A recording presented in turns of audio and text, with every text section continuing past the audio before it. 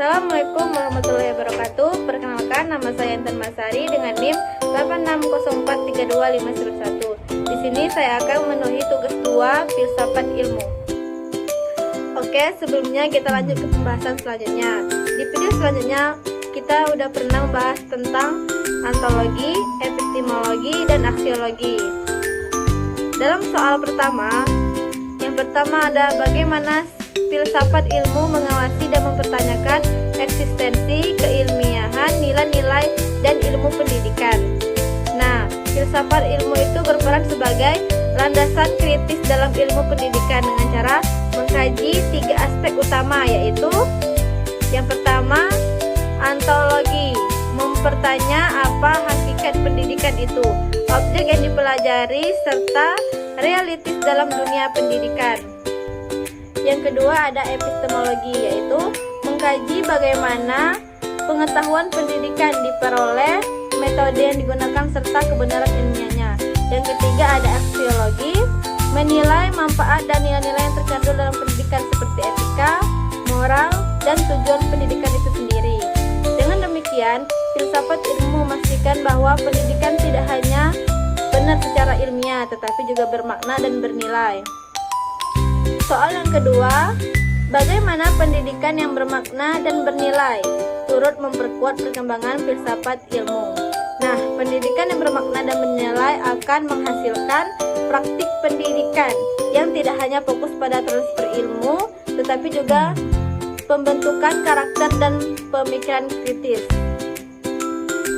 Hal ini memperkuat filsafat ilmu karena yang pertama, mendorong refleksi terhadap tujuan pendidikan. Yang kedua, mengembangkan pemikiran kritis terhadap teori dan praktik pendidikan. Yang ketiga, menjadikan pendidikan sebagai sarana pembentukan manusia yang utuh atau intelektual dan moral, sehingga pendidikan menjadi ruang aktualisasi dan dari konsep-konsep filsafat ilmu. Oke, yang ketiga, mengapa filsafat ilmu disebut sebagai pisau analisis, yaitu ontologi, epistemologi, aksiologi dalam membeda persoalan pendidikan.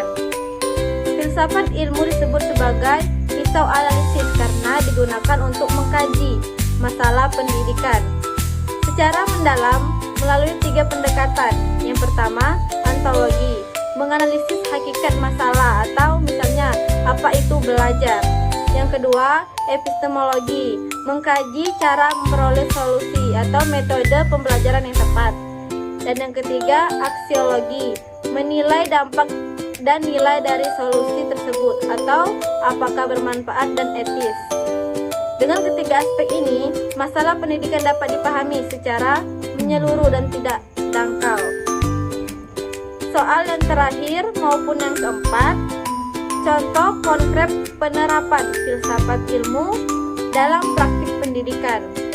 Contohnya, penerapannya dapat dilihat dalam yang pertama, kebijakan kurikulum, yaitu penyusunan kurikulum mempertimbangkan nilai atau aksiologi, isi materi atau ontologi, dan cara penyampaian atau epistemologi. Dan yang kedua, proses pembelajaran, yaitu guru memilih metode pembelajaran aktif karena diyakini lebih efektif secara epistemologi dan bernilai bagi perkembangan siswa. Yang ketiga, penilaian pendidikan atau evaluasi tidak hanya mengukur kognitif tetapi juga sikap dan keterampilan sebagai bagian dari nilai pendidikan. Sekian penjelasan dari saya.